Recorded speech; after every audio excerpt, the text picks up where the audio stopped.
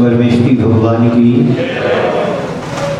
परम भगवान महावीर स्वामी की, आकिंचन धर्म की, अहिंसा परमो धर्म की, परम पूज्य आचार्य गुरुश्री विद्यासागर जी महाराज की।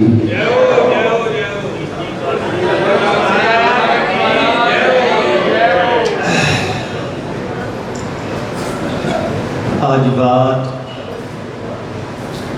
आकिंचन धर्म की है।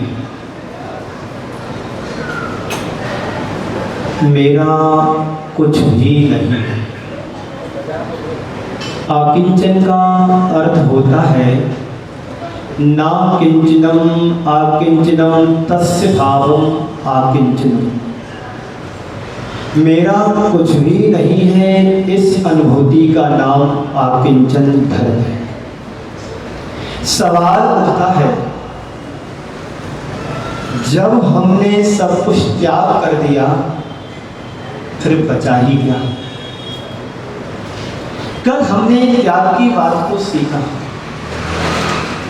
त्याग धर्म की बात को सुना था, उसके बाद आकिंचन धर्म आता है।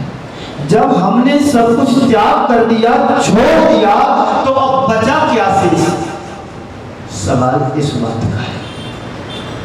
संत कहते हैं बहुत कुछ छोड़ने के बाद भी कुछ बचा रह सकता है। आप लोग दान करते हो? बोलो हाँ, दान करते हैं ना? सब दान में दे देते हो? बोलो। यही सब कुछ छोड़ने के बाद कुछ हमारे पास बचा रहता है। इस बची हुए के प्रति हमारे मन में जो मेरे पर का भाव है, ये मेरा है, ये तेरा है, ये क्या है? संसार का झमेला है। कुछ बचे ना बचे, पर जो हमने त्याग किया है उसका अभिमान तो बच ही जाता कि मैंने दान दिया। बोलो आता मन में कि नहीं आता? ईमानदारी से बोलना, खुश करने के लिए नहीं बोलना। मैंने दान दिया, मैंने मंदिर बनवाया, मैंने वेदी बनवाई, मैंने भगवान को बनाने वाली मूर्ति को वेदी पर रखा। ये अभिमान आता है कि नहीं आता? बोलो आता है। इसको त्याग करने का नाम ही आकिंचन धर्म कहा है। ना किंचनम आकिंचनम तस्य भावम आकिंचन। ये मेरे तेरे पन की जो अनुभूति होती है, जो भाव जगता है हृदय में, जो भाव आता है मेरे मन में, इसके त्याग का नाम ही आकिंचन धर्म है। सिकंदर जैसे व्यक्तित्व के धनी जो विश्व विजेता बनकर के संसार से खाली हाथ चला गया, सब कुछ जोड़ा उसने, लेकिन उसके साथ कुछ गया क्या? बोलो। जीवन के अंतिम पड़ाव पर अचानक बीमार हो गया। जब बीमार हुआ तो परिचारिकों ने कहा कि डॉक्टर को बुलाया जाए, इसका इलाज कराया जाए। अचानक उसका स्वास्थ्य गिरा और गिरा तो गिरता ही चला गया। डॉक्टरों को बुलाया गया। डॉक्टरों ने देखकर के कहा कि अब इनका बच पाना बिल्कुल भी संभव नहीं है।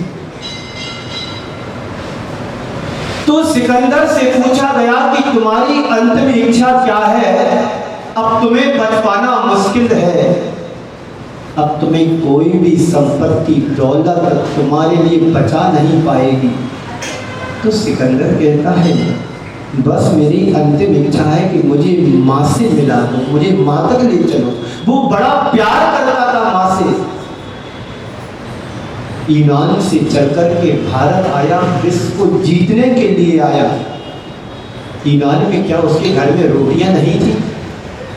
क्या उसके घर में पैसा धन दौलत नहीं था? था, पर वो अपना नाम ऊंचा करना चाहता था।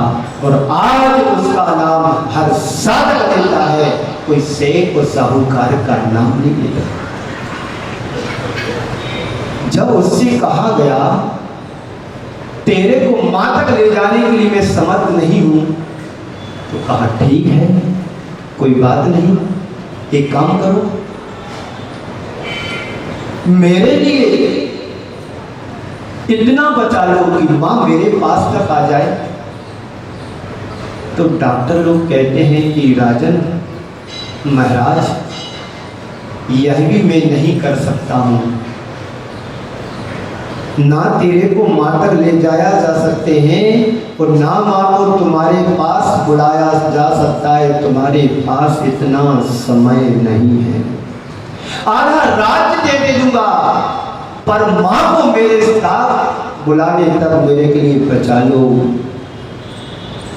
राजन तुम आधा क्या पूरा राज्य दोगे, तब भी मैं तुम्हें बचा नहीं सकता हूं। जब यह बात सिकंदर को मालूम पड़ी तो सिकंदर कहता है धिक्कार है मेरे जीवन को, जिस धन संपदा के पीछे मैंने जीवन की सारी श्वास लगा दी और एक श्वास मेरे लिए मां तक को पाने तक बचाने में समर्थ नहीं है। क्या है मेरा जो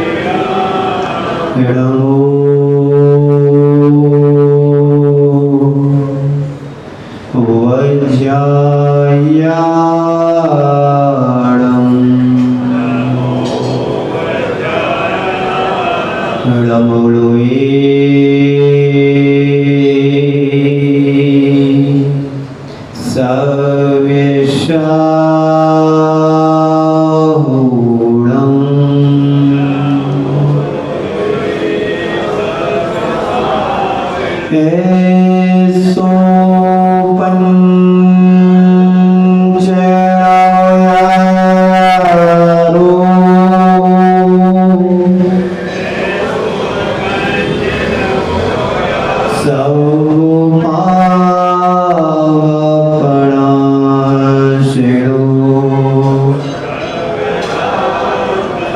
मंगलारं च सफेसिं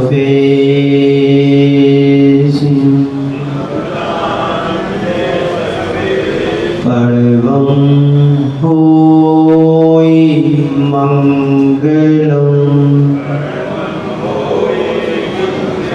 बोलिए पंच परमेश्वरी भगवान की,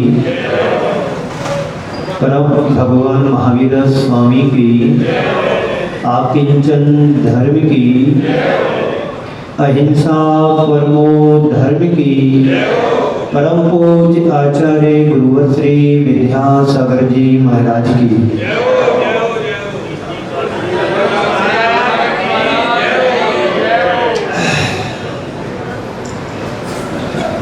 आज बात आकिंचन धर्म की है। मेरा कुछ भी नहीं है। आकिंचन का अर्थ होता है ना किंचनम आकिंचनम तस्य भावम आकिंचनम। मेरा कुछ भी नहीं है, इस अनुभूति का नाम आकिंचन धर्म है। सवाल उठता है, जब हमने सब कुछ त्याग कर दिया फिर बचा ही क्या? कल हमने त्याग की बात को सीखा, त्याग धर्म की बात को सुना था। उसके बाद आकिंचन धर्म आता है। जब हमने सब कुछ त्याग कर दिया, छोड़ दिया, तो अब बचा क्या शेष? सवाल इस बात का है। संत कहते हैं बहुत कुछ छोड़ने के बाद भी कुछ बचा रह सकता है। आप लोग दान करते हो? बोलो हाँ, दान करते हैं ना? सब दान में दे देते हो? बोलो। यही सब कुछ छोड़ने के बाद कुछ हमारे पास बचा रहता है। इस बची हुए के प्रति हमारे मन में जो मेरे पर का भाव है, ये मेरा है, ये तेरा है, ये क्या है? संसार का झमेला है। कुछ बचे ना बचे, पर जो हमने त्याग किया है उसका अभिमान तो बच ही जाता कि मैंने दान दिया। बोलो आता मन में कि नहीं आता? ईमानदारी से बोलना, खुश करने के लिए नहीं बोलना। मैंने दान दिया, मैंने मंदिर बनवाया, मैंने वेदी बनवाई, मैंने भगवान को बनाने वाली मूर्ति को वेदी पर रखा। एक अभिमान आता है कि नहीं आता? बोलो आता है। इसको त्याग करने का नाम ही आकिंचन धर्म कहा है। ना किंचनम आकिंचनम तस्य भावम आकिंचन। ये मेरे तेरे पन की जो अनुभूति होती है, जो भाव जगता है हृदय में, जो भाव आता है मेरे मन में, इसके त्याग का नाम ही आकिंचन धर्म है। सिकंदर जैसे व्यक्तित्व के धनी जो विश्व विजेता बनकर के संसार से खाली हाथ चला गया, सब कुछ जोड़ा उसने, लेकिन उसके साथ कुछ गया क्या? बोलो। जीवन के अंतिम पड़ाव पर अचानक बीमार हो गया। जब बीमार हुआ तो परिचारिकों ने कहा कि डॉक्टर को बुलाया जाए, इसका इलाज कराया जाए। अचानक उसका स्वास्थ्य गिरा तो गिरता ही चला गया। डॉक्टरों को बुलाया गया। डॉक्टरों ने देखकर के कहा कि अब इनका बच पाना बिल्कुल भी संभव नहीं है। तो सिकंदर से पूछा गया कि तुम्हारी अंतिम इच्छा क्या है? अब तुम्हें बच पाना मुश्किल है। अब तुम्हें कोई भी संपत्ति दौलत तुम्हारे लिए बचा नहीं पाएगी। तो सिकंदर कहता है बस मेरी अंतिम इच्छा है कि मुझे माँ से मिला दो, मुझे माँ तक ले चलो। वो बड़ा प्यार करता था माँ से। यूनान से चलकर के भारत आया, विश्व को जीतने के लिए आया। यूनान में क्या उसके घर में रोटियां नहीं थी? क्या उसके घर में पैसा धन दौलत नहीं था? पर वो अपना नाम ऊंचा करना चाहता था और आज उसका नाम हर साधक लेता है, कोई शेख और साहूकार का नाम नहीं लेता। जब उससे कहा गया तेरे को मां तक ले जाने के लिए मैं समर्थ नहीं हूं, तो कहा ठीक है कोई बात नहीं, एक काम करो मेरे लिए इतना बचा लो कि मां मेरे पास तक आ जाए। तो डॉक्टर लोग कहते हैं कि राजन महाराज यह भी मैं नहीं कर सकता हूं, ना तेरे को मां तक ले जाया जा सकते हैं और ना मां को तुम्हारे पास बुलाया जा सकता है, तुम्हारे पास इतना समय नहीं है। आधा राज्य दे दूंगा पर मां को मेरे साथ बुलाने तक मेरे के लिए बचा लो। राजन तुम आधा क्या पूरा राज्य दोगे तब भी मैं तुम्हें बचा नहीं सकता हूं। जब यह बात सिकंदर को मालूम पड़ी तो सिकंदर कहता है धिक्कार है मेरे जीवन को, जिस धन संपदा के पीछे मैंने जीवन की सारी सोच लगा दी और एक श्वास मेरे लिए मां तक को पाने तक बचाने में समर्थ नहीं है। क्या है मेरा? जाऊंगा जब मेरा जनाजा निकले तो मेरे जनाजे के समय मेरे दोनों हाथ बाहर निकाल लेना। हरिराज को ने कहा ये तो कानून के विरुद्ध कार्य है, मैं ऐसा नहीं कर सकता हूं। सिकंदर कहता है मेरा जनाजा जब भी निकाला जाएगा तो कानून के विरुद्ध ही निकाला जाएगा। किसके विरुद्ध? कानून समझते हो, सबके हाथ आप लोग बांध देते हैं, ये मुर्दा है उठ करके भाग ना जाए। एक बार ऐसा हो गया था, अर्थी सज गई, उसको लिटा करके अर्थी पर लिटा दिया और जैसे ही उसको बांधने के लिए हुए, एक मतलब 2 घंटे बाद की घटना है, हमारे गांव की ही है। 2 मरने के प्राण निकलने के बाद 2 घंटे बाद वो आदमी खड़ा हो गया, मुझे कहां ले जा रही हो? ऐसा हो सकता है? बोलो नहीं हो सकता ना, लेकिन हुआ था, इस सच है। तो सिकंदर ने कहा जब भी मेरा जनाजा निकाला जाएगा तो कानून के विरुद्ध निकाला जाएगा। और हुआ वैसा, जब जनाजा निकला लोगों को संदेश देकर के कहा है गया कि मेरा एक पाई भी मेरा नहीं है। फिर हम संसार की दौड़ धूप में क्यों लगे? कल मैंने सुनाया था, जन्म से लेकर मरण तक दौड़ता है आदमी और दौड़ते ही दौड़ते दम तोड़ता है आदमी। आंख गीली ओंठ ठंडे, आंख गीली ओंठ ठंडे और दिल में आंधियां, जन्म से लेकर मरण तक दौड़ता है।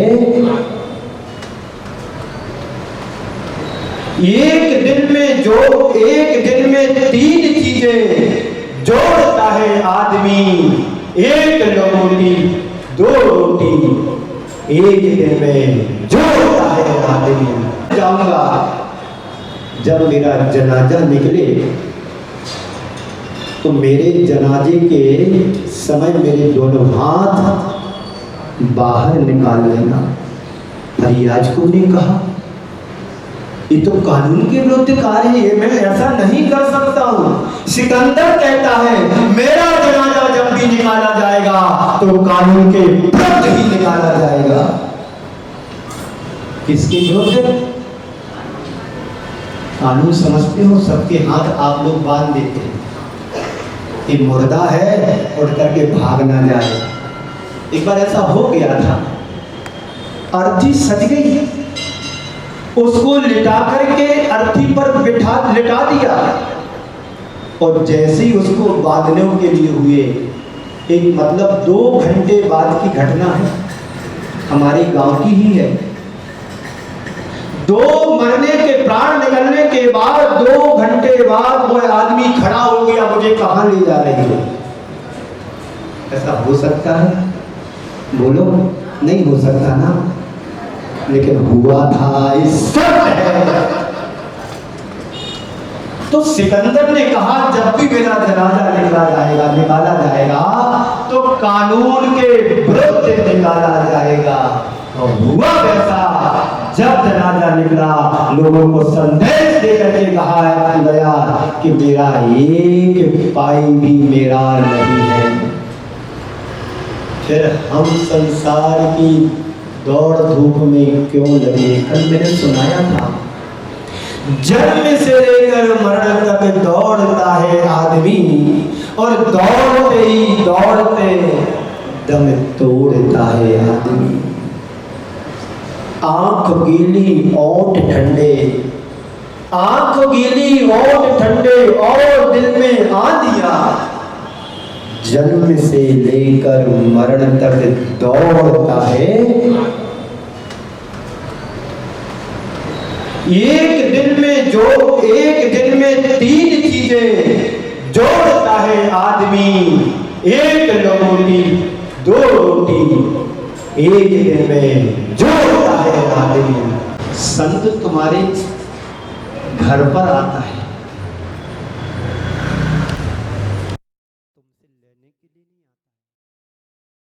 तुम्हारे कर्जे को हल्का करने के लिए आता है। चुका लो इसी भव में, परभव में बैल बन करके चुकाना पड़ेगा। इससे अच्छा है श्रेष्ठ श्रावक बन करके थोड़ा सा दान दे लो। बात समझ में आ रही? समय कम है, पर तय समय में बात पूरी करूंगा। आकिंचन यानी मेरा कुछ भी नहीं है तुम्हारे पास कुछ? बोलो, जवाब दो। तुम्हारे पास कुछ तुम्हारा है तो फिर छोड़ दो सब। तुम्हारा नहीं है तो क्यों दूसरों का रखे हो? जब तुम्हारा नहीं है तो क्यों रखवाली करते हो घरवाली की? वो तुम्हारी है क्या? बोलो। नरेंद्र जैन के नेता के सिर में दर्द होता है तो उसकी धर्म पत्नी को क्या पीड़ा नहीं होती होगी? होती है। क्यों? वो उसका है। किसका है? वो उसकी है।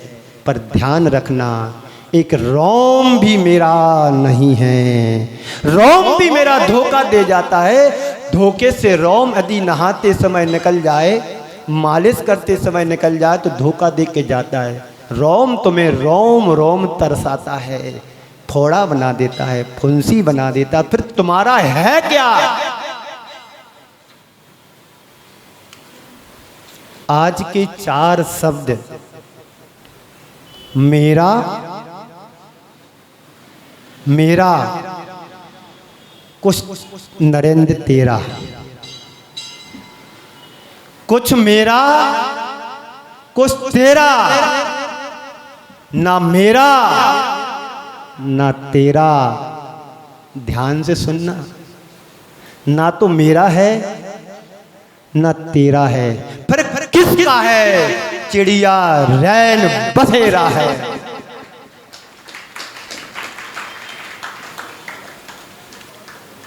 धन हमने जोड़ा तो छोड़ने के लिए जोड़ा, ये तो संसार की रीति है।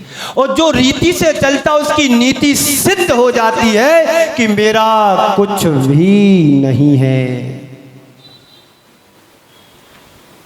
तुम्हारे पास कुछ तुम्हारा? बोलो, नहीं है ना? तो फिर अभिमान किसका? तुम्हारे बाप भी कहते थे ये मकान मेरा, ये फैक्ट्री मेरी, ये दुकान मेरी, ये नौकर मेरे, ये मेरे परिजन है ना।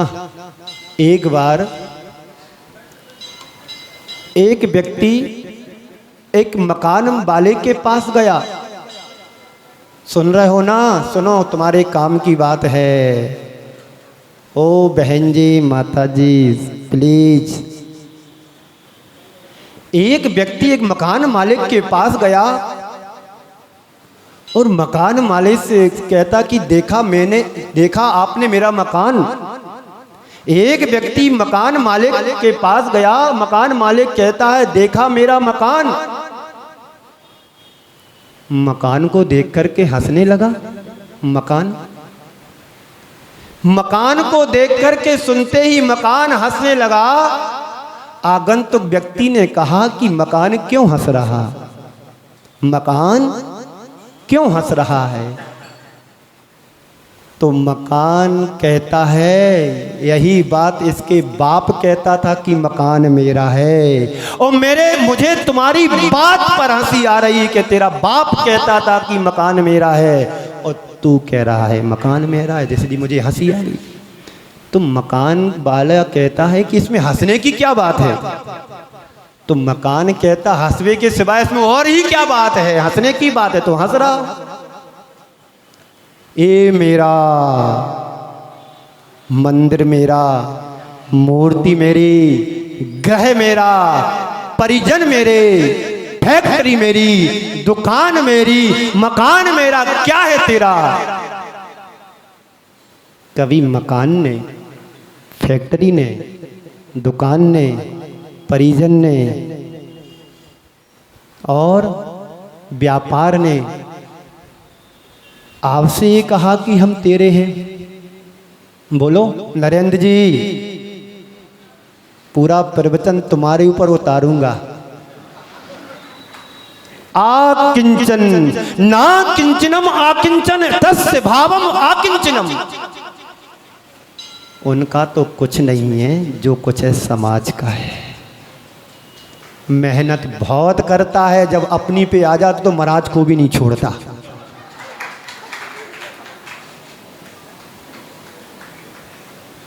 मैं उसके लिए गलत नहीं मानता हूं जो मुंह पे कहता है। मैं भी कभी गुस्सा हो जाता हूं। बोलो नरेंद्र, तुम सौधर्मेंद्र के बाप हो। नरेंद्र यानी अहमेंद्र। अहमेंद्र तो वो होता जो अपनी अहंकार को द्रोहित कर देता है। सौधर्मेंद्र से ऊपर अहमेंद्र होता है।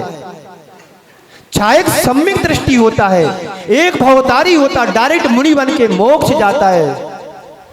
वहां पर छोटा बड़ा कोई नहीं होता, सारे अहमेंद्र हैं तो अहमेंद्र ही रहेंगे।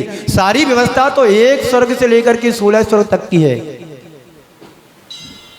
पर वो नरेंद्र नहीं, अहमेंद्र है। अहंकार से जीने के लिए नहीं, अहंकार को त्यागने के लिए। उसका नाम आकिंचन है। संकल्प करो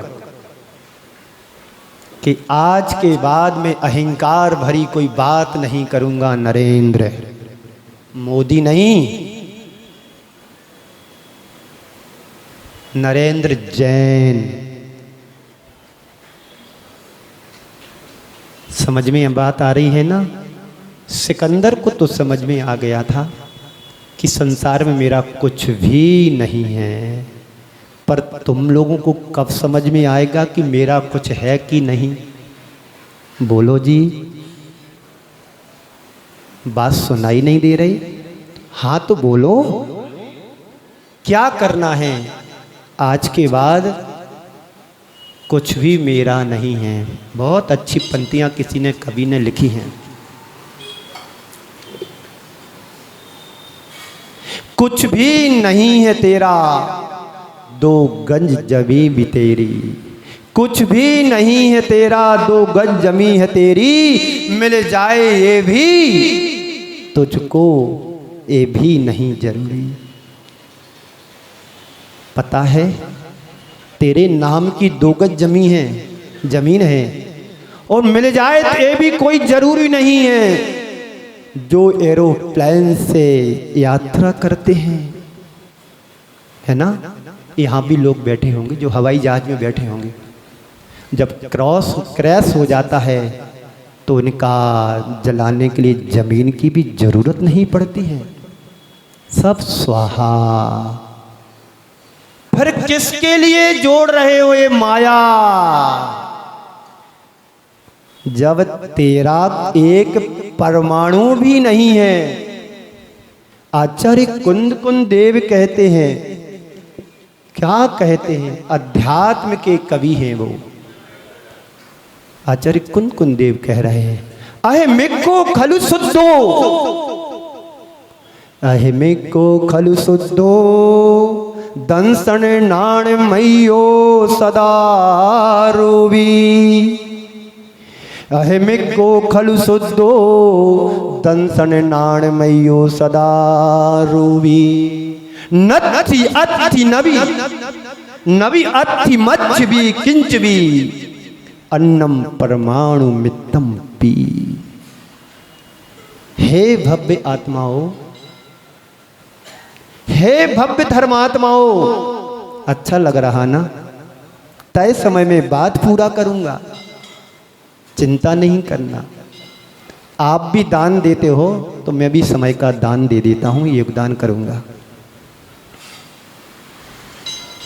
अहमिक खलु शुद्धो, यह आत्मा शुद्ध अजर अमर अविनाशी तत्व है। मेरा एक परमाणु मात्र भी नहीं है, मेरा शरीर भी नहीं है।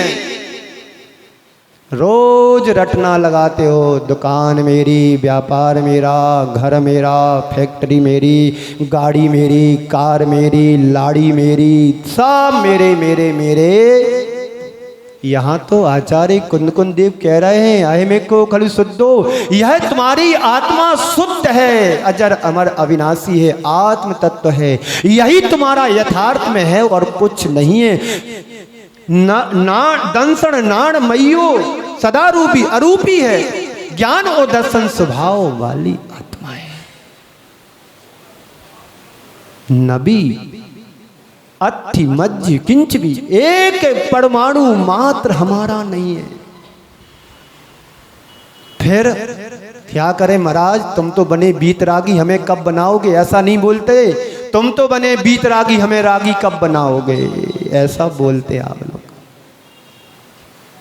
बात समझ में आई? तुम तो ठहरे बीतरागी, हमें कब बनाओगे ये पढ़ना चाहिए। पर आप लोग बहुत होशियार हो, आप तो बने बीतरागी, हमें रागी कब बनाओगे? रागी का मतलब यानी पर पदार्थों से अटैचमेंट, है ना? बोलो। पर आकिंचन की बात करते समय तो लगता मेरा कुछ भी नहीं है। त्याग में तो तुम्हारा झलकता है कि मेरा था, मैंने अपना दिया और आगे भी दूंगा। और कुछ बचाने के बाद ही कुछ दिया जाता है, उसका नाम त्याग है। पर आकिंचन उससे एक कदम आगे का है। जब तेरा था ही नहीं तो तुमने दिया क्या? बात समझ में आई? आकिंचन धर्म क्या कह रहा है? जब तुम्हारा है नहीं तो तुम दे कैसे सकते हो कि हमने दिया है? बोलो। क्या नाम इनका? महीपाल नाम, क्या नाम? सुनील के बाजू में बैठे हैं, नहीं ये तार पे मदन सेन जी। जब तुम्हारा है नहीं तो तुम दे कैसे सकते हो? इस यथार्थ को तो समझो। रात दिन बोलते हो मेरा मेरा मेरा, पर आकिंचन धर्म तो कह रहा है कि जब तुम्हारा है नहीं, एक परमाणु मात्र भी सुई की नोक के बराबर तुम्हारा नहीं है, तो तुम फिर दे कैसे सकते हो? इस अनुभूति का नाम आकिंचन है। पंडित जी ने तुरंत निकाल करके गरम गरम 2100 रुपये दिए। मैं उनसे, संत तुम्हारे घर पर आता है,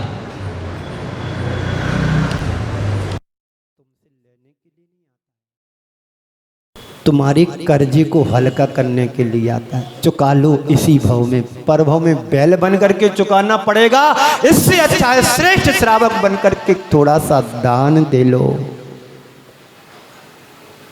बात समझ में आ रही? समय कम है पर तय समय में बात पूरी करूंगा। आकिंचन यानी मेरा कुछ भी नहीं है तुम्हारे पास कुछ? बोलो, जवाब दो।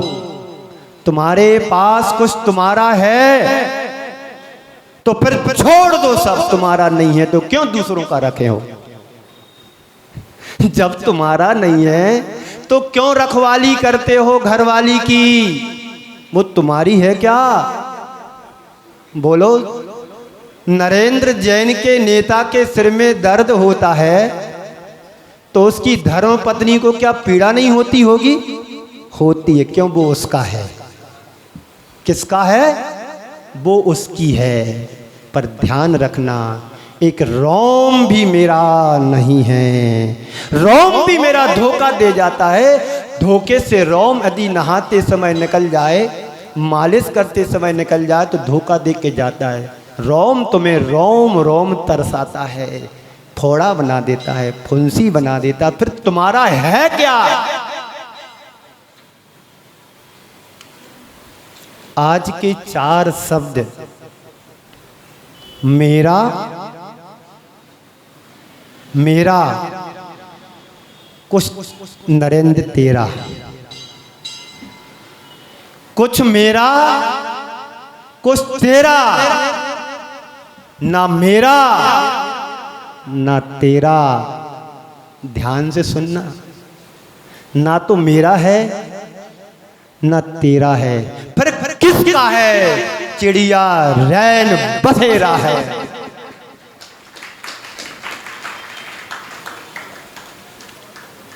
धन हमने जोड़ा तो छोड़ने के लिए जोड़ा, ये तो संसार की रीति है। और जो रीति से चलता उसकी नीति सिद्ध हो जाती है कि मेरा कुछ भी नहीं है तुम्हारे पास कुछ तुम्हारा?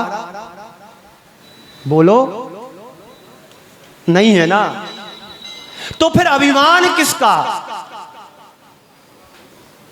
तुम्हारे बाप भी कहते थे ये मकान मेरा, ये फैक्ट्री मेरी, ये दुकान मेरी, ये नौकर मेरे, ये मेरे परिजन है ना। एक बार एक व्यक्ति एक मकान वाले के पास गया। सुन रहे हो ना? सुनो, तुम्हारे काम की बात है। ओ बहन जी, माता जी, प्लीज। एक व्यक्ति एक मकान मालिक के पास गया और मकान मालिक से कहता कि देखा आपने मेरा मकान। एक व्यक्ति मकान मालिक के पास गया, मकान मालिक कहता है देखा मेरा मकान। मकान को देख करके हंसने लगा। मकान को देख करके सुनते ही मकान हंसने लगा। आगंतुक व्यक्ति ने कहा कि मकान क्यों हंस रहा? मकान क्यों हंस रहा है? तो मकान कहता है यही बात इसके बाप कहता था कि मकान मेरा है। और मुझे तुम्हारी बात पर हंसी आ रही है कि तेरा बाप कहता था कि मकान मेरा है और तू कह रहा है मकान मेरा है, इसलिए मुझे हंसी आ रही। तो मकान वाला कहता है कि इसमें हंसने की क्या बात है? तो मकान कहता हंसवे के सिवाय इसमें और ही क्या बात है? हंसने की बात है तो हंस रहा। ये मेरा मंदिर, मेरा मूर्ति, मेरी ग्रह मेरा, परिजन मेरे, फैक्ट्री मेरी, दुकान मेरी, मकान मेरा, क्या है तेरा?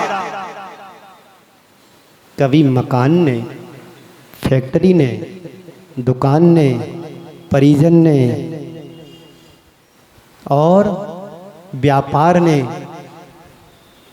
आपसे ये कहा कि हम तेरे हैं? बोलो नरेंद्र जी, पूरा प्रवचन तुम्हारे ऊपर उतारूंगा। आकिंचन ना किंचनम आकिंचन तस्य भावम आकिंचनम। उनका तो कुछ नहीं है, जो कुछ है समाज का है। मेहनत बहुत करता है, जब अपनी पे आ जाता तो महाराज को भी नहीं छोड़ता।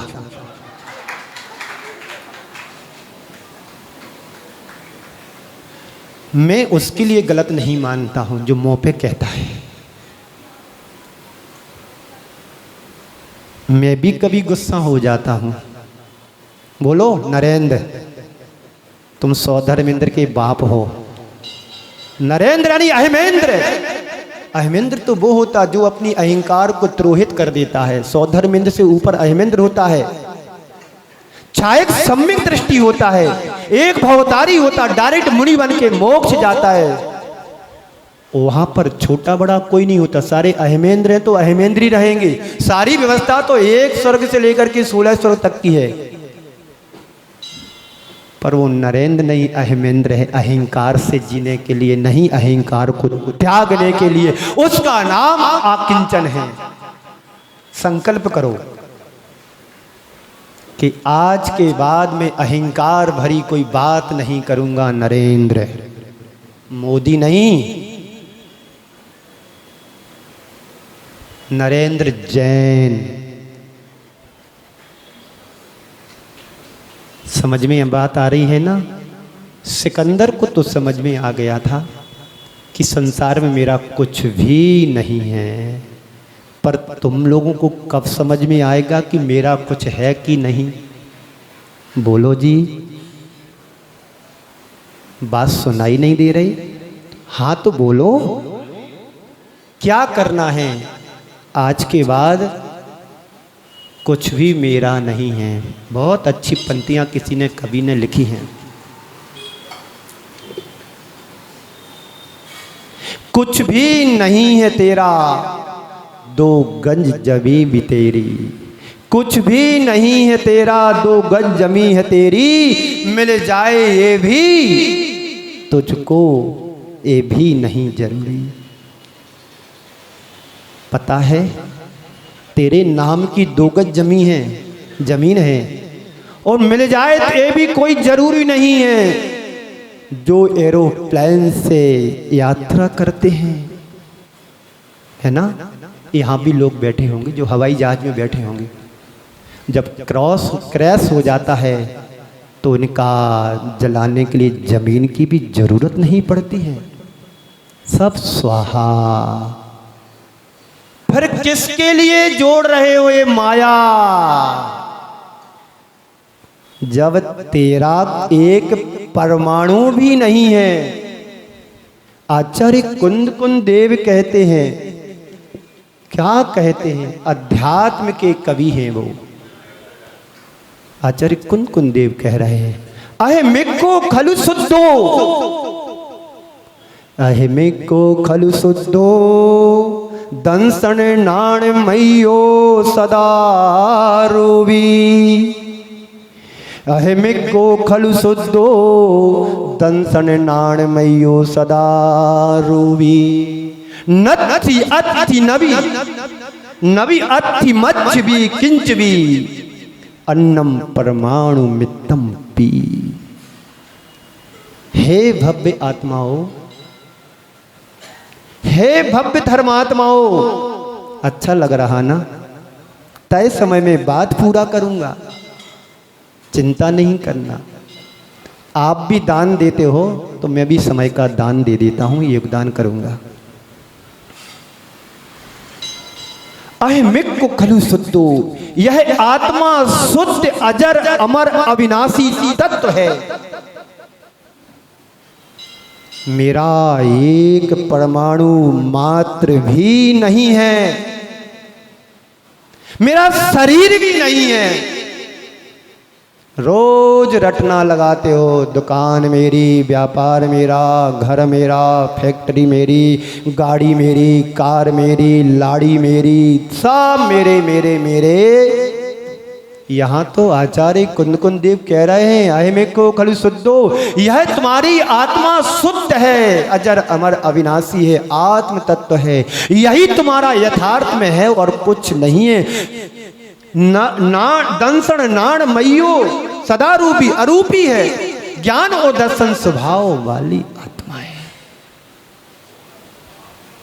नबी अति मध्य किंच भी एक परमाणु मात्र हमारा नहीं है। फिर क्या करें महाराज, तुम तो बने बीतरागी, हमें कब बनाओगे? ऐसा नहीं बोलते, तुम तो बने बीतरागी, हमें रागी कब बनाओगे? ऐसा बोलते आप लोग। बात समझ में आई? तुम तो ठहरे बीतरागी, हमें कब बनाओगे ये पढ़ना चाहिए। पर आप लोग बहुत होशियार हो, आप तो बने बीतरागी, हमें रागी कब बनाओगे? रागी का मतलब यानी पर पदार्थों से अटैचमेंट है ना, बोलो। पर आकिंचन की बात करते समय तो लगता मेरा कुछ भी नहीं है, त्याग में तो तुम्हारा झलकता है कि मेरा था, मैंने अपना दिया और आगे भी दूंगा, और कुछ बचाने के बाद ही कुछ दिया जाता है, उसका नाम त्याग है। पर आकिंचन उससे एक कदम आगे का है, जब तेरा था ही नहीं तो तुमने दिया क्या? बात समझ में आई? आकिंचन धर्म क्या कह रहा है? जब तुम्हारा है नहीं तो तुम दे कैसे सकते हो कि हमने दिया है? बोलो, क्या नाम इनका? महीपाल नाम, क्या नाम? सुनील के बाजू में बैठे हैं, नहीं ये तरफ है, मदन सेन जी। जब तुम्हारा है नहीं तो तुम दे कैसे सकते हो? इस यथार्थ को तो समझो। रात दिन बोलते हो मेरा मेरा मेरा, पर आकिंचन धर्म तो कह रहा है कि जब तुम्हारा है नहीं, एक परमाणु मात्र भी सुई की नोक के बराबर तुम्हारा नहीं है, तो तुम फिर दे कैसे सकते हो? इस अनुभूति का नाम आकिंचन है। पंडित जी ने तुरंत निकाल करके गरम गरम 2100 रुपये दिए। मैं उनसे पूछना चाहता हूं कि तुम्हारे थे जो तुमने दिए? इस अनुभूति का नाम आकिंचन धर्म है। न नेताजी के हैं, न प्रणेताजी के हैं, न पंडित के हैं, न पंडितानी के हैं।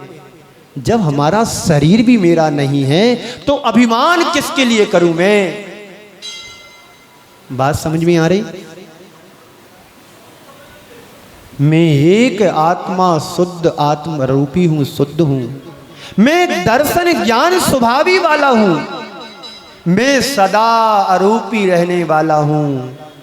मेरा ज्ञान स्वभाव के अलावा संसार में और कुछ भी नहीं है। पर हम अज्ञानता के कारण संसार के सारे पदार्थों को अपना मान करके चल रहे हैं। कहते इसलिए तुम दुखी हो कि पर वस्तु को अपना माना तो मैं दुखी बन जाता हूं। जब पर वस्तु से तुम व्यामोह छोड़ दोगे तो संसार में तुम्हें कोई दुखी नहीं कर सकता है। दुखी तुम्हें बनाता है तुम्हारा राग, तुम्हें दुखी बनाता है तुम्हारा द्वेष। एक से जुड़ते हो राग हो जाता है, एक से विमुख होते हो द्वेष हो जाता है। राग और द्वेष तुम्हारी आत्मा को कंगाल बना रहा है। कंगाल नहीं बनो। क्या बनना है? बीतरागी बनना है। राजा भोज शांति की नींद सो रहा था, है ना? कभी था जब नींद खुलती थी तो छंद बनाना शुरू कर देता था। नींद खुल गई, अचानक एक चोर घर में घुस गए। 4-5 चोर घुसे थे और यहाँ के चोर नहीं थे, बड़े ईमानदार थे। जैसी राजा भोज उठा, चोरों को लगा कि राजा उठ गया है, भागे सब। एक चोर बचा रहा उसमें और पलंग के नीचे घुस गया। बताइए, चोर को मूर्ख नहीं गया तो क्या कहेंगे? पकड़ा गया तो बड़ी दुर्दशा होगी।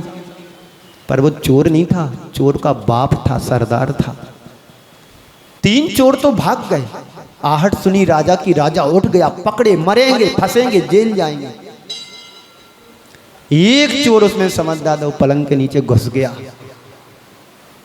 अब वो चिंता कर रहा है, सोच रहा है, राजा सोए तो मैं चोरी करूं, बाकी तो सब जान बचा के भाग गए। राजा सोए तो चोरी करूं, राजा सोए तो चोरी करूं, चिंता में लग गया।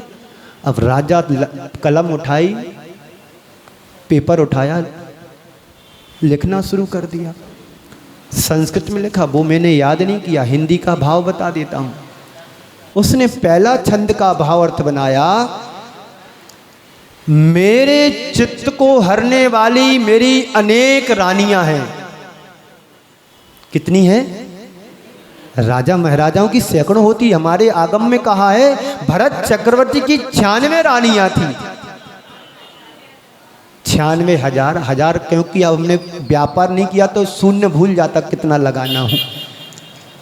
वो नेता को पता है चुनाव में कितने खर्च करने, फिर समाज से कितना वसूलना है। 1 शून्य लगाना कि 3 लगाना कि 5 लगाना कि 10 लगाना, वो सब शून्य का खेल है। शून्य जीवन को मत बनाओ, शून्य से उठ करके बहुमूल्य बनाओ। तो पहला छंद उसने बनाया, मेरे चित्त को हरने वाली अनेक रानियां हैं, स्त्रियां हैं। दूसरा छंद का अर्थ बनाया उसने, मेरे गौशाला में अनेक अच्छी नस्ल के घोड़े और हाथी हैं, जिनकी चिंगार और जिनकी चीत और जिनकी आवाज मेरे को हर नहीं सकी। तीसरा तो मैं भूल गया उस राजा भोज की तरफ, क्योंकि उसने 3 छंद बनाए थे। चौथा छंद तो जो नीचे सो रहा था ना चोर, उसने बनाया था। तो मैं राजा जैसा एक छंद में भी भूल गया। अब जो चौथा जो चोर ने बनाया था वो सुनाता हूं, है ना, और बचा रहेगा तो फिर अगले दिन फिर सुना दूंगा। आप भी नहीं जा रहा, कल का दिन हमारा तुम्हारे बीच में है। मैं भी कहीं नहीं जा रहा हूं, आप भी कहीं नहीं जाएंगे। तो जैसे 3 छंद उसने बनाए, अब चौथा उससे आ ही नहीं रहा। पूरी रात निकलने को हो गई, चोर सोच रहा है अब 4 बज गए, 5 बजने को हो गए और राजा ने मुझे देख लिया, काश तो मेरा तो मरना निश्चित है।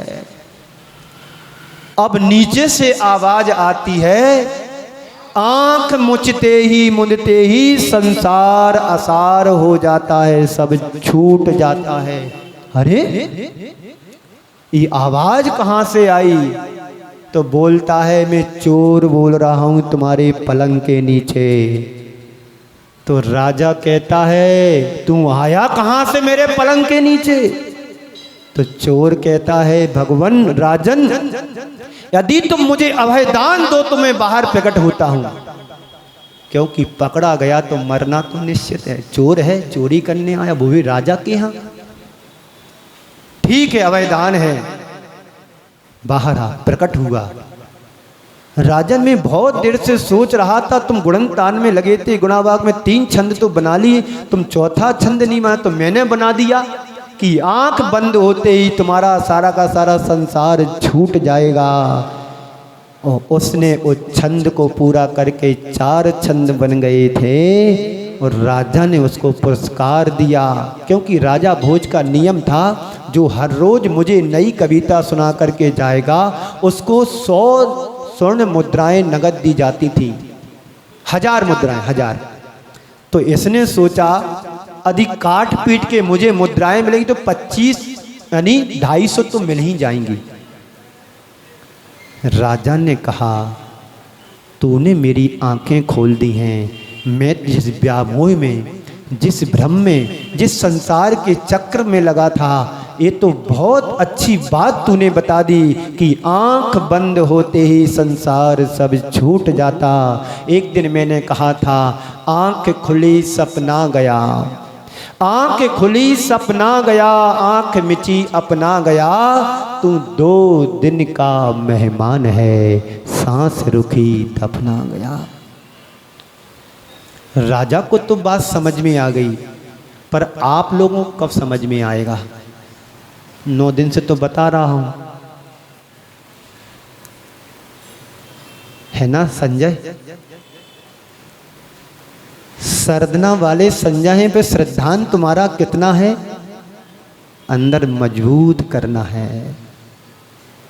राजा भोज की आंख खुल गई।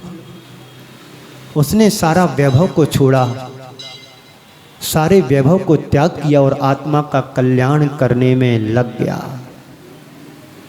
मेरा तेरा, तेरा मेरा, पूरी दुनिया इसी में लगी है, तेरे मेरे में। ए मेरा, ए तेरा, ए मेरा, ए तेरा, ए मैंने जोड़ा, ए मैंने छोड़ा, ए घर बनाया, ए मकान बनाए, फैक्ट्री बनाई, ए गाड़ी खरीदी, ए दुकान खरीदी, पूरा जीवन इसी में निकल रहा है। संसार के संसारी प्राणियों का तेरा और मेरा में ना मेरा है, ना तेरा है, ना तेरा मेरा है। संसार का झमेला है कि नहीं? बोलो तो तय समय में बात पूरी करूंगा। आघात कर रहा हूं आप लोगों के लिए। आकिंचन धर्म की बात चल रही है। आकिंचन धर्म का अर्थ होता है जो तुमने पाया है उससे मोह को हटाना। त्याग में तो ये कहा गया है कि बचा करके दो, अपने लिए बचाओ, अपने बालों के लिए बचाओ, अपनी जरूरत के लिए कमाओ और जरूरतमंदों के लिए कमाओ। ये हमने कहा था त्याग धर्म के दिन। लेकिन आकिंचन धर्म कहता है अब ना तेरा है ना मेरा है, इससे ऊपर उठ करके रैन बसेरा है। तन का वस्त्र भी तुम्हारा नहीं है। जब तुम्हारे प्राण निकल जाते हैं तो तुम्हारे परिजन क्या करते हैं? तन के वस्त्र भी फाड़ देते हैं कि कोई ये ना कहे कि वस्त्र लेकर के जा रहा है। मरघटा में वहीं फाड़ करके झाड़ पर टांग देते हैं। अब तो मरघटा भी नहीं बचे, उतारने का काम ही नहीं है। पैक करो और पैक करके अंदर डाल दो। 10 मिनट में तुम्हें 2-4 कंकड़ पत्थर मिल जाएंगे, जो शेष रहेगा, है ना? ऐसे ही होता है ना। ये तुम्हें समझा रहा है, शरीर तुम्हारा बता रहा है कि जब मरने के बाद मेरा शरीर ही नहीं साथ जाता है तो फिर बाहर की जो पृथक रूप से संपत्ति, वैभव, धन, वैभव तुम्हें दिख रहा है, शरीर दिख रहा है, सलोना, ये तुम्हारा हो कैसे सकता है? अभी शरीर अच्छा लगता है, संपत्ति अच्छी लगती है, संबंधी अच्छे लगते हैं, पर तीनों तुम्हारे हैं क्या? ना शरीर मेरा है। जब प्राण निकलते हैं तो हमारे परिजन क्या करते हैं? इसको जल्दी ले जाओ, हटाओ, जीव पैदा हो जाएंगे। बोलते कि नहीं बोलते? शरीर भी मेरा नहीं है, स्पष्ट दिख रहा है। संपत्ति मेरी नहीं, आंख बंद हुई सब छूट जाती यहीं पर। ना कुछ लेके आए ना कुछ लेकर के जाना है। आंख बंद होते ही, श्वास रुकते ही सारी संपत्ति छूट जाती है। तुम नहीं छोड़ोगे तो क्या संपत्ति तुम्हें छोड़ के चली जाती है। संपत्ति को लक्ष्मी कहा है। वो लक्ष्मी नहीं जिसकी तुम आरती करते हो अलमारी में बैठाल करके। ये चंचला लक्ष्मी है, तुम्हारे चित्त को चंचल करने वाली है। पर ज्ञानी पुरुष चंचल नहीं करते हैं, वो चित्त से छोड़ करके अचिंत का चिंतन करते हैं। तो क्या हुआ?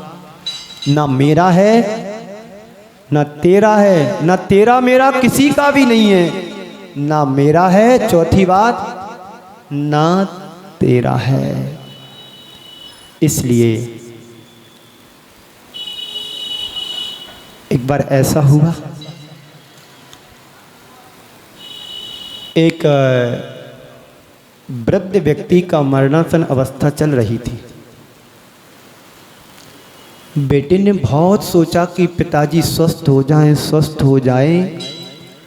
पिताजी बहुत कंजूस थे और इतने कंजूस थे कि चमड़ी जाए पर दमड़ी ना जाए। उससे तो अच्छे यहाँ के लोग हैं, कम से कम कुछ निकालते तो रहते हैं, है ना? तो मरणासन अवस्था में था।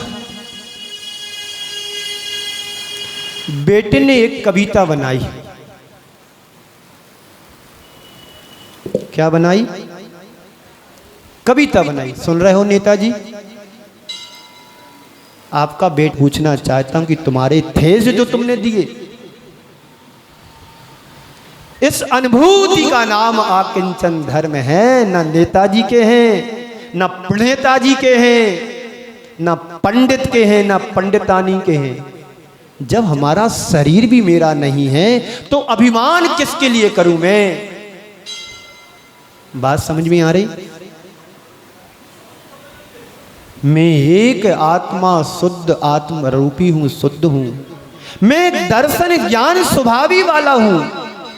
मैं सदा अरूपी रहने वाला हूं। मेरा ज्ञान स्वभाव के अलावा संसार में और कुछ भी नहीं है। पर हम अज्ञानता के कारण संसार के सारे पदार्थों को अपना मान करके चल रहे हैं। कहते इसलिए तुम दुखी हो कि पर वस्तु को अपना माना तो मैं दुखी बन जाता हूं। जब पर वस्तु से तुम व्यामोह छोड़ दोगे तो संसार में तुम्हें कोई दुखी नहीं कर सकता है। दुखी तुम्हें बनाता है तुम्हारा राग, तुम्हें दुखी बनाता है तुम्हारा द्वेष। एक से जुड़ते हो राग हो जाता है, एक से विमुख होते हो द्वेष हो जाता है। राग और द्वेष तुम्हारी आत्मा को कंगाल बना रहा है। कंगाल नहीं बनो। क्या बनना है? वीतरागी बनना है। राजा भोज शांति की नींद सो रहा था, है ना? कभी था जब नींद खुलती थी तो छंद बनाना शुरू कर देता था। नींद खुल गई, अचानक एक चोर घर में घुस गए। 4-5 चोर घुसे थे और यहाँ के चोर नहीं थे, बड़े ईमानदार थे।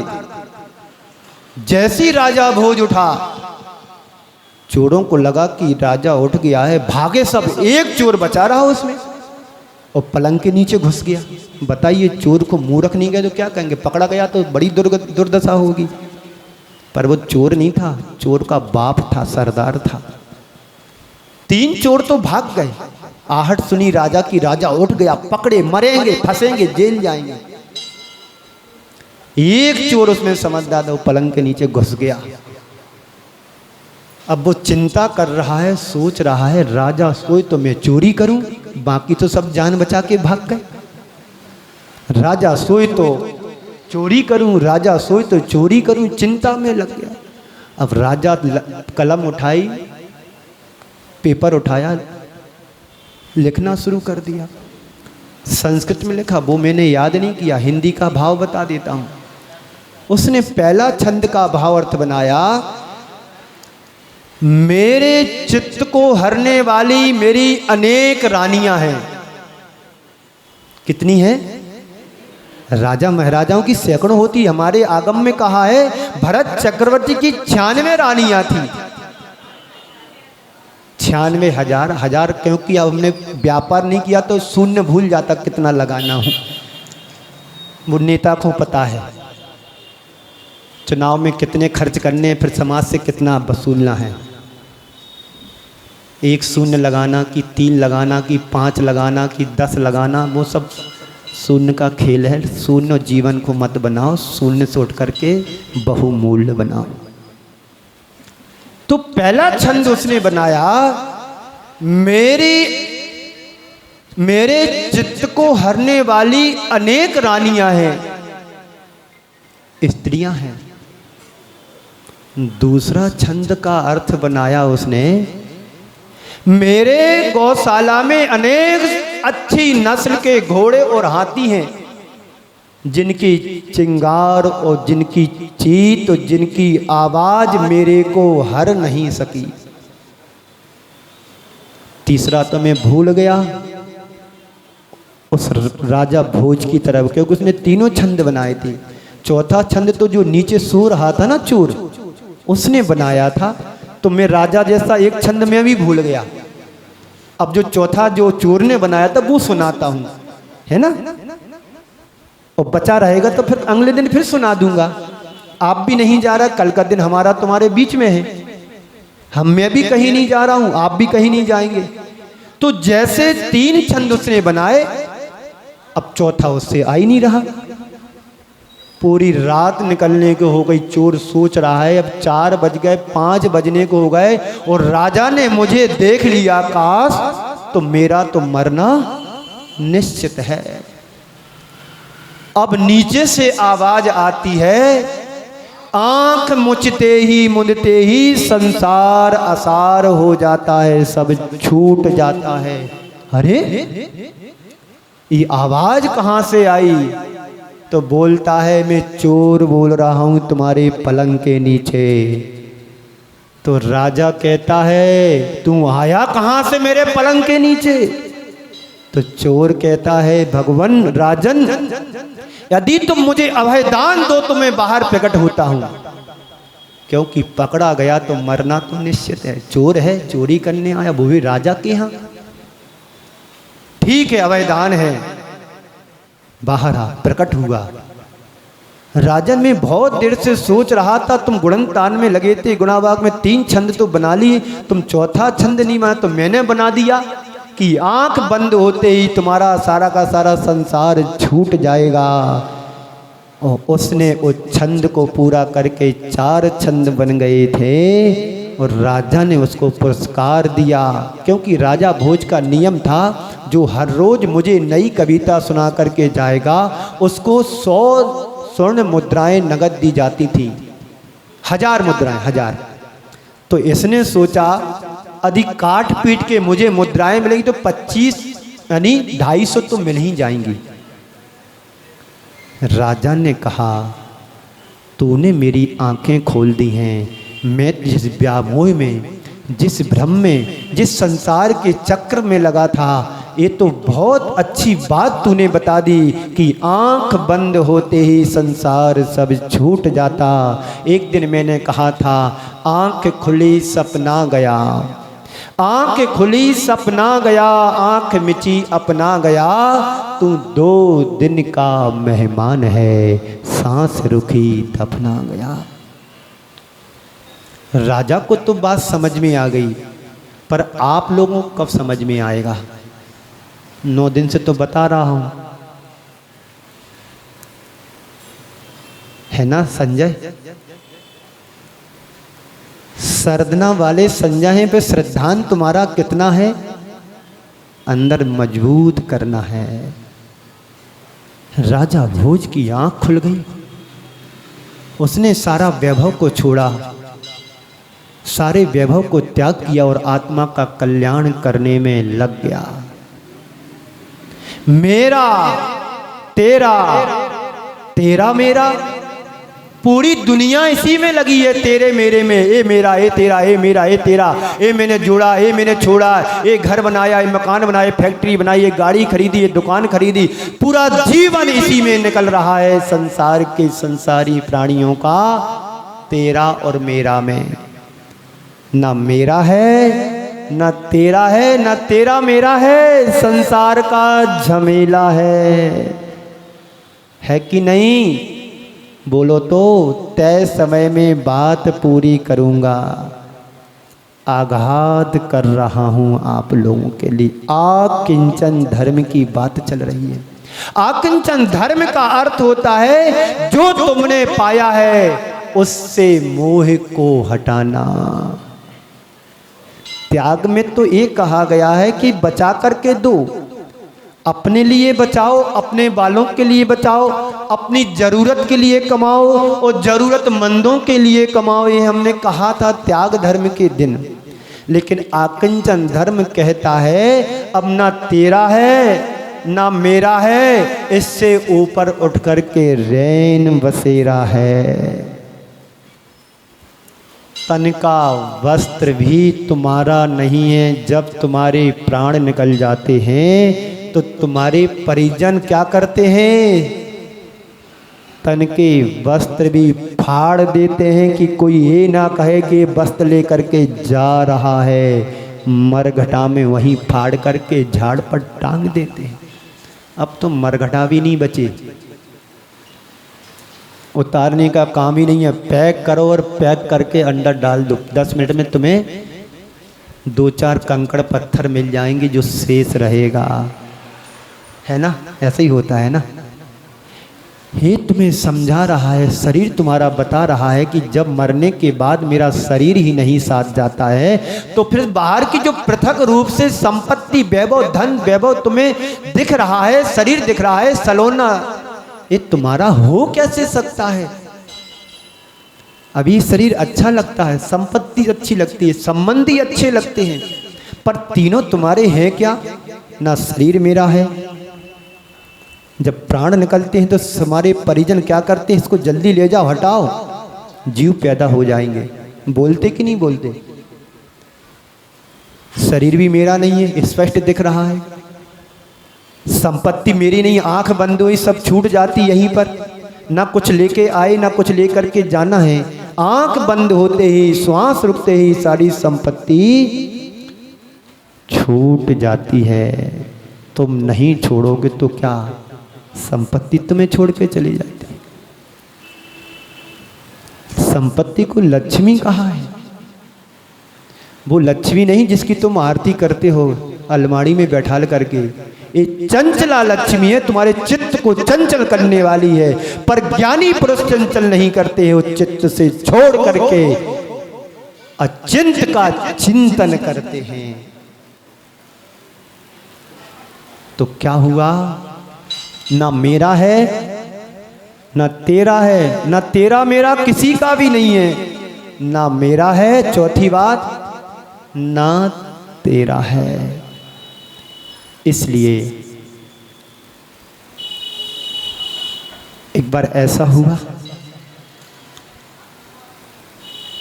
एक वृद्ध व्यक्ति का मरणासन अवस्था चल रही थी। बेटे ने बहुत सोचा कि पिताजी स्वस्थ हो जाएं, स्वस्थ हो जाएं। पिताजी बहुत कंजूस थे और इतने कंजूस थे कि चमड़ी जाए पर दमड़ी ना जाए। उससे तो अच्छे यहाँ के लोग हैं, कम से कम कुछ निकालते तो रहते हैं, है ना? तो मरणासन अवस्था में था। बेटे ने एक कविता बनाई। क्या बनाई? कविता बनाई। सुन रहे हो नेताजी? आपका बेटा है ना जो पोता, क्या है उसका नाम? बेटा बाप से सवाई होता है, आपसे स्वभाव निकलेगा वो, है ना? आप तो कृष्णनगर के नेता बने, वो भारत का नेता बनेगा। उसकी सोच, उसकी समझ एक छोटा सा है, 7 साल का भी पूरा नहीं हुआ होगा। 2 दिन पहले मेरे पास ऊपर बैठा था। जो बात मेरे दिमाग में सोचने में नहीं आती वो उसके अंदर चलती रहती पिलानी। एक दिन मैंने उससे पूछा, तुम्हारी दादी नहीं आती? बोले दादी नहीं आती, उस मंदिर जाती, उधर जाती, इधर क्यों नहीं है? उनके पैर में दर्द रहता है। तो मैंने कहा पूछ के आना दर्द कैसा रहता है, कहाँ होता है। तो पूछ कर के आया, घुटने में दर्द होता है, यहाँ दर्द होता, बता रहा था। हमने कही एक काम कर दूँ, मेरे पास लाओ, सही सही उनसे पूछूंगा कि दर्द कैसा कहाँ होता है। बोले वो यहाँ नहीं आ सकते, हम वहाँ जा नहीं सकते। तुरंत इमीडिएट महाराज श्री वीडियो कॉल पे बात करा दूं। मैं नहीं सोच पाया कि इसका उत्तर क्या होगा, मैं नहीं जा सकता। मैंने तो बोल दिया सहज, लेके आओगे तो मैं बात करूंगा, पूछूंगा क्या परेशानी है तुम्हारे लिए लाइफ में। बोले महाराज जी वीडियो कॉल में बात करा दूं। बताओ, जहां मेरी सोच खत्म होती वहां उसकी चालू होती है। वो है 7 साल का लड़का, और एक लड़का बैठा था 11 साल का, उसके बाप भी उधर बैठे थे। बात करते करते देखो, इस 7 साल का लड़का और 11 साल का, एक कहाँ बुद्धू चंद है और एक कहाँ होशियार है। तो ये सोच हमारी होना चाहिए। बैठो, नहीं नहीं, यहीं बैठो, तय समय में पूरा करूँगा। 10 बजे करना मुझे, भले तुमने 15 मिनट मेरे खाए हैं, मैं भी बनिया हूँ पक्का। तुम 20 रुपए देते हो, मैं 20,000 देने को तैयार हूँ। तुम 1 पैसा लगाओगे, मैं 100 पैसे लगाने को तैयार हूँ। तुम दान कर रहे हो, मैं समय का योगदान करूँगा। फिर कल से तो तुम लोगों को आना ही नहीं है।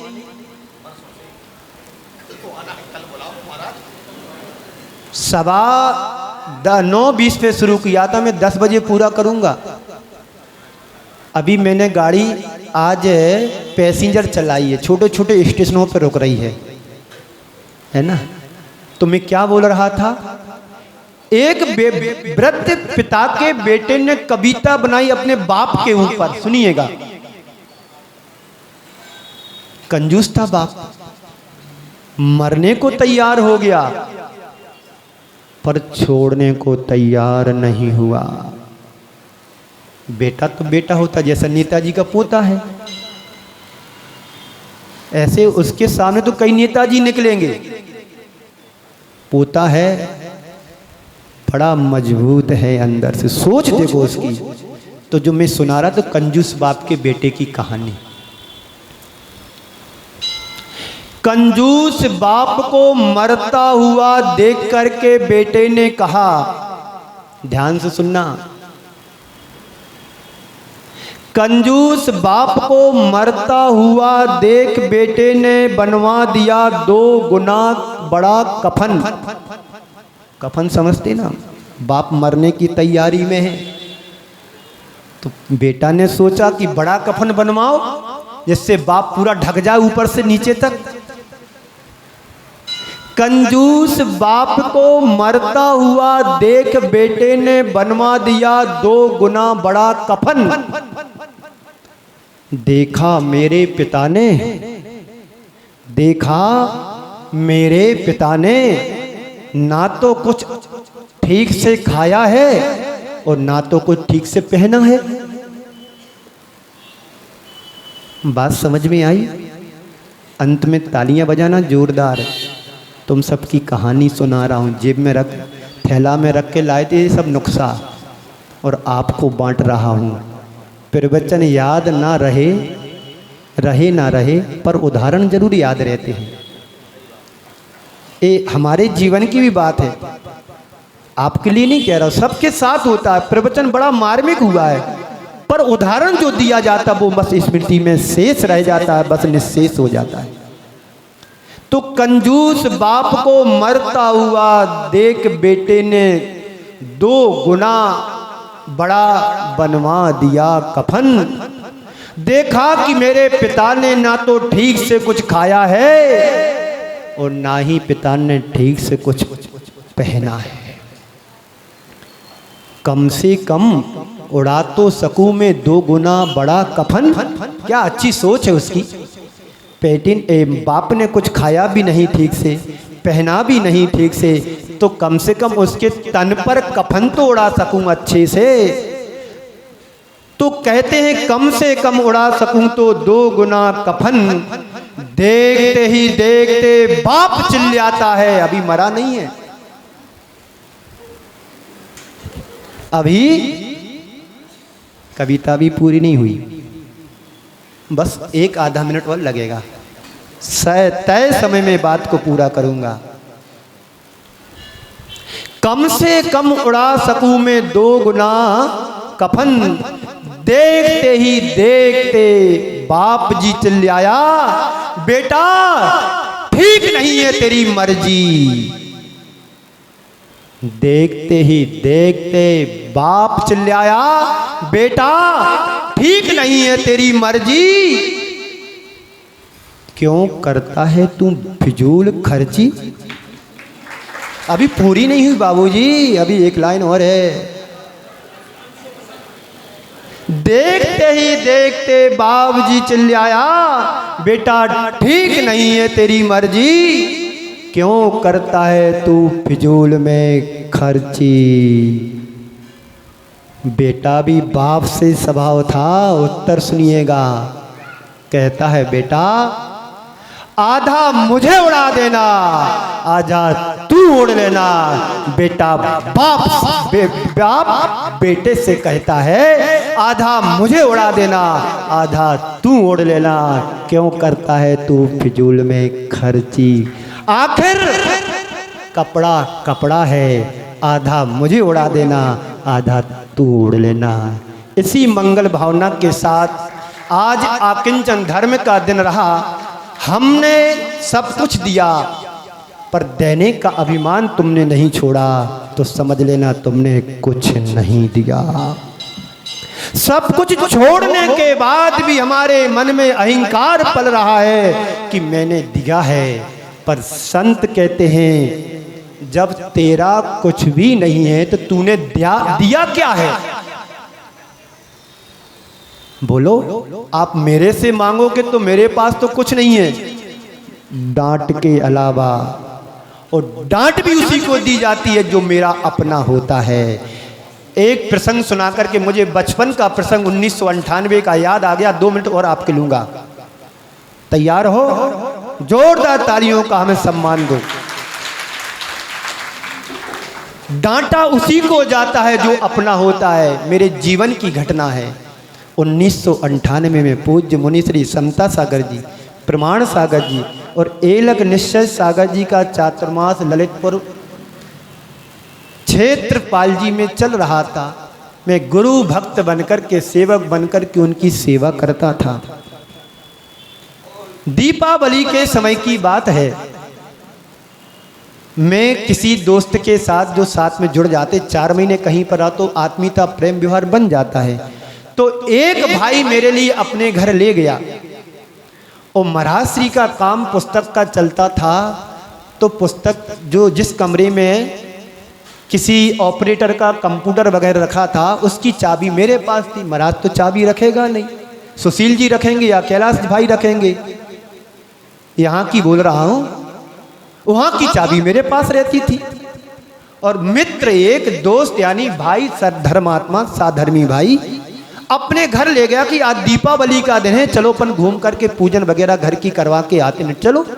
हालांकि महाराज जी से कह करके गया हूँ, मैं जा रहा हूँ, पर आने में लेट हो गया। 9 बज गए रात के।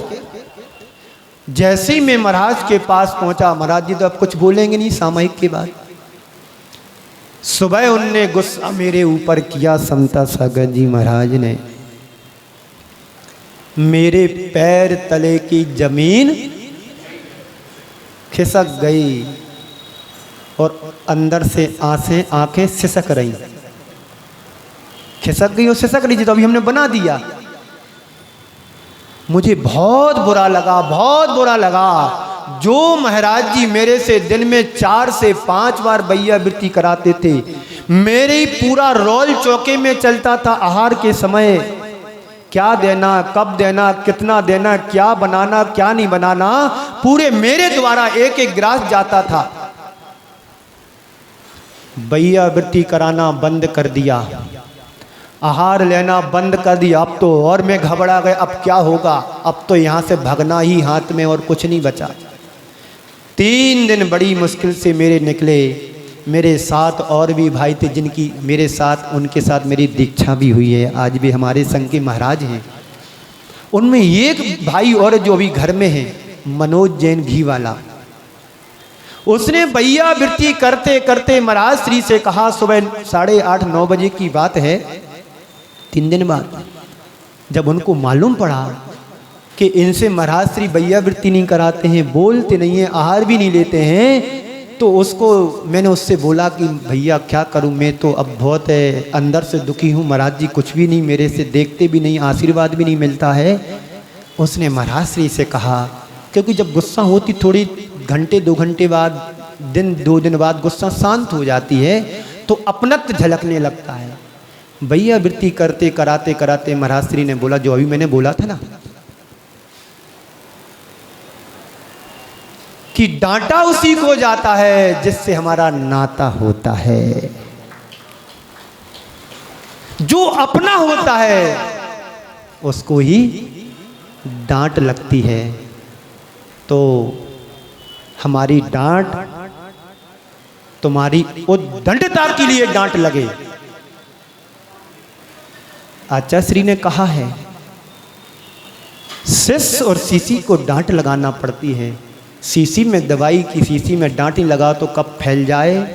एक बार तो तुमने पिला दी ढक्कन से बेटे को और बिना ढक्कन लगाए तुमने रख दी, किसी ने हाथ लगाया धोखे से फैल गई। 70 रुपए की शीशी 7 सेकंड में खत्म हो गई। तो लगाना जरूरी है। शीशी की सुरक्षा है ना, जो पोता क्या है उसका नाम, बेटा बाप से सवाई होता है, आपसे स्वभाव निकलेगा वो, है ना। आप तो कृष्णनगर के नेता बने, वो भारत का नेता बनेगा। उसकी सोच, उसकी समझ एक छोटा सा है, 7 साल का भी पूरा नहीं हुआ होगा। 2 दिन पहले मेरे पास ऊपर बैठा था, जो बात मेरे दिमाग में सोचने में नहीं आती वो उसके अंदर चलती रहती पिलानी। एक दिन मैंने उससे पूछा तुम्हारी दादी नहीं आती?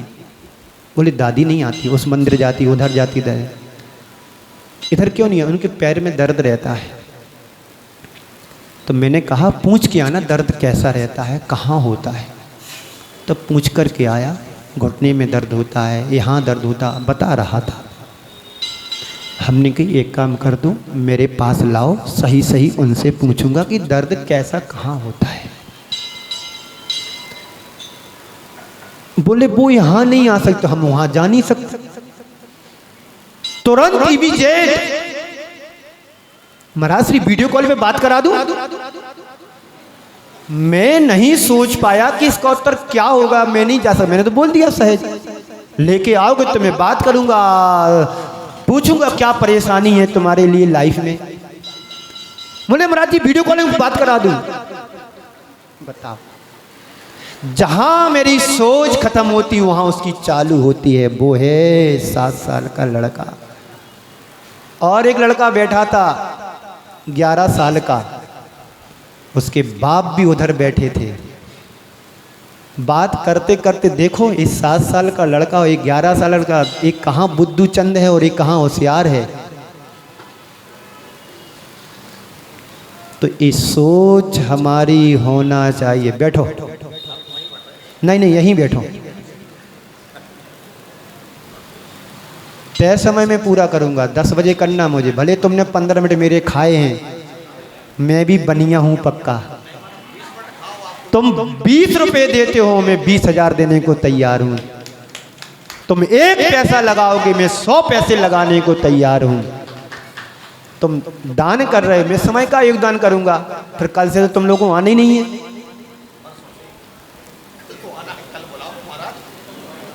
सवा 9:20 पे शुरू किया था, मैं 10 बजे पूरा करूंगा। अभी मैंने गाड़ी आज पैसेंजर चलाई है, छोटे छोटे स्टेशनों पर रुक रही है ना। तो मैं क्या बोल रहा था, एक वृद्ध पिता के बेटे ने कविता बनाई अपने बाप के ऊपर, सुनिएगा। कंजूस था बाप, मरने को तैयार हो गया पर छोड़ने को तैयार नहीं हुआ। बेटा तो बेटा होता, जैसा नेताजी का पोता है, ऐसे उसके सामने तो कई नेताजी निकलेंगे। पोता है, बड़ा मजबूत है अंदर से, सोच देखो उसकी। तो जो मैं सुना रहा तो कंजूस बाप के बेटे की कहानी। कंजूस बाप को मरता हुआ देख करके बेटे ने कहा, ध्यान से सुनना, कंजूस बाप को मरता हुआ देख बेटे ने बनवा दिया 2 गुना बड़ा कफन। कफन समझते ना, बाप मरने की तैयारी में है, तो बेटा ने सोचा कि बड़ा कफन बनवाओ जिससे बाप पूरा ढक जाए ऊपर से नीचे तक। कंजूस बाप को मरता हुआ देख बेटे ने बनवा दिया 2 गुना बड़ा कफन। देखा मेरे पिता ने, देखा मेरे पिता ने ना तो कुछ ठीक से खाया है और ना तो कुछ ठीक से पहना है। बात समझ में आई? अंत में तालियां बजाना जोरदार। तुम सबकी कहानी सुना रहा हूँ, जेब में रख, थैला में रख के लाए थे ये सब नुस्खा, और आपको बांट रहा हूँ। प्रवचन याद ना रहे, रहे ना रहे, पर उदाहरण जरूर याद रहते हैं। ये हमारे जीवन की भी बात है, आपके लिए नहीं कह रहा, सबके साथ होता है। प्रवचन बड़ा मार्मिक हुआ है, पर उदाहरण जो दिया जाता है वो बस स्मृति में शेष रह जाता है, बस निशेष हो जाता है। तो कंजूस बाप को मरता हुआ देख बेटे ने 2 गुना बड़ा बनवा दिया कफन। देखा कि मेरे पिता ने ना तो ठीक से कुछ खाया है और ना ही पिता ने ठीक से कुछ पहना है। कम से कम उड़ा तो सकूं मैं 2 गुना बड़ा कफन। क्या अच्छी सोच है उसकी। बाप ने कुछ खाया भी नहीं ठीक से, पहना भी नहीं ठीक से, तो कम से कम उसके तन पर कफन तो उड़ा सकूं अच्छे से। तो कहते हैं कम से कम उड़ा सकूं तो 2 गुना कफन। देखते ही देखते बाप चिल्लाता है, अभी मरा नहीं है, अभी कविता भी पूरी नहीं हुई, बस 1 आधा मिनट और लगेगा। तय समय में बात को पूरा करूंगा। कम से कम उड़ा सकूं मैं 2 गुना कफन। देखते ही देखते बाप जी चिल्लाया, बेटा ठीक नहीं है तेरी मर्जी। देखते ही देखते बाप चिल्लाया, बेटा ठीक नहीं है तेरी मर्जी। क्यों करता है तू फिजूल खर्ची। अभी पूरी नहीं हुई बाबूजी, अभी 1 लाइन और है। देखते ही देखते बाबूजी चिल्लाया, बेटा ठीक नहीं है तेरी मर्जी। क्यों करता है तू फिजूल में खर्ची। बेटा भी बाप से स्वभाव था, उत्तर सुनिएगा। कहता है, बेटा आधा मुझे उड़ा देना, आधा तू उड़ लेना। बेटा बाप बेटे से कहता है, आधा मुझे उड़ा देना, आधा तू उड़ लेना। क्यों करता है तू फिजूल में खर्ची। आखिर कपड़ा कपड़ा है, आधा मुझे उड़ा देना, आधा तू उड़ लेना। इसी मंगल भावना के साथ आज आकिंचन धर्म का दिन रहा। हमने सब कुछ दिया, पर देने का अभिमान तुमने नहीं छोड़ा, तो समझ लेना तुमने कुछ नहीं दिया। सब कुछ छोड़ने के बाद भी हमारे मन में अहंकार पल रहा है कि मैंने दिया है। पर संत कहते हैं, जब तेरा कुछ भी नहीं है तो तूने दिया क्या है। बोलो, आप मेरे से मांगोगे तो मेरे पास तो कुछ नहीं है डांट के अलावा, और डांट भी उसी को दी जाती है जो मेरा अपना होता है। एक प्रसंग सुना करके मुझे बचपन का प्रसंग 1998 का याद आ गया। 2 मिनट और आपके लूंगा, तैयार हो? जोरदार तालियों का हमें सम्मान दो। डांटा उसी को जाता है जो अपना होता है। मेरे जीवन की घटना है। 1998 में पूज्य मुनि श्री समता सागर जी, प्रमाण सागर जी और एलक निश्चय सागर जी का चातुर्मास ललितपुर क्षेत्रपाल जी में चल रहा था। मैं गुरु भक्त बनकर के, सेवक बनकर के उनकी सेवा करता था। दीपावली के समय की बात है।